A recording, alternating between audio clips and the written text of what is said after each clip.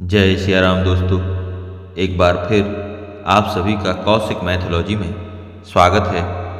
आज मैं आपको बताने वाला हूँ कि हनुमान जी ने एक बार वाल्मीकि जी के ही सामने रामायण को समुद्र में क्यों फेंक दिया था। शास्त्रों के अनुसार विद्वान लोग कहते हैं कि सर्वप्रथम राम कथा हनुमान जी ने लिखी थी और वह भी एक शिला पर अपने नाखूनों से लिखी थी।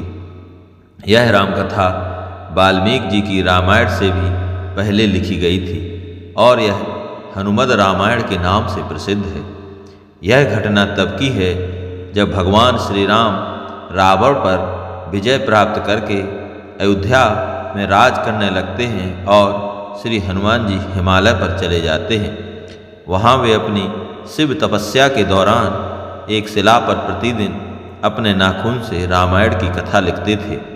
इस तरह उन्होंने प्रभु श्री राम की महिमा का उल्लेख करते हुए हनुमद रामायण की रचना की। कुछ समय बाद महर्षि वाल्मीकि ने भी वाल्मीकि रामायण लिखी और लिखने के बाद उनके मन में इसे भगवान शंकर को दिखाकर उनको समर्पित करने की इच्छा हुई। वे अपनी रामायण लेकर शिव के धाम कैलाश पर्वत पहुँच गए। वहाँ उन्होंने हनुमान जी को और उनके द्वारा लिखी गई हनुमद रामायण को देखा। हनुमद रामायण के दर्शन कर वाल्मीकि जी निराश हो गए। वाल्मीकि जी को निराश देखकर हनुमान जी ने उनसे उनकी निराशा का कारण पूछा तो महर्षि बोले कि उन्होंने बड़े ही कठिन परिश्रम के बाद रामायण लिखी थी, लेकिन आपकी रामायण देखकर लगता है कि अब मेरी रामायण उपेक्षित हो जाएगी, क्योंकि आपने जो लिखा है उसके समक्ष मेरी रामायण तो कुछ भी नहीं है। तब वाल्मीकि जी की चिंता का शमन करते हुए श्री हनुमान जी ने हनुमद रामायण पर्वतशिला को एक कंधे पर बिठाया और दूसरे कंधे पर महर्षि वाल्मीकि को बिठाकर समुद्र के पास गए और स्वयं द्वारा की गई रचना को श्री राम को समर्पित करते हुए समुद्र में समा दिया।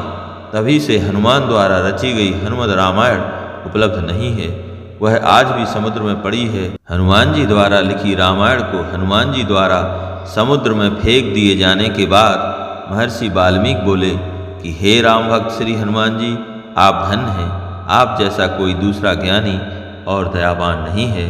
हे हनुमान, आपकी महिमा का गुणगान करने के लिए मुझे एक जन्म और लेना होगा और मैं वचन देता हूँ कि कलयुग में मैं एक और रामायण लिखने के लिए जन्म लूँगा।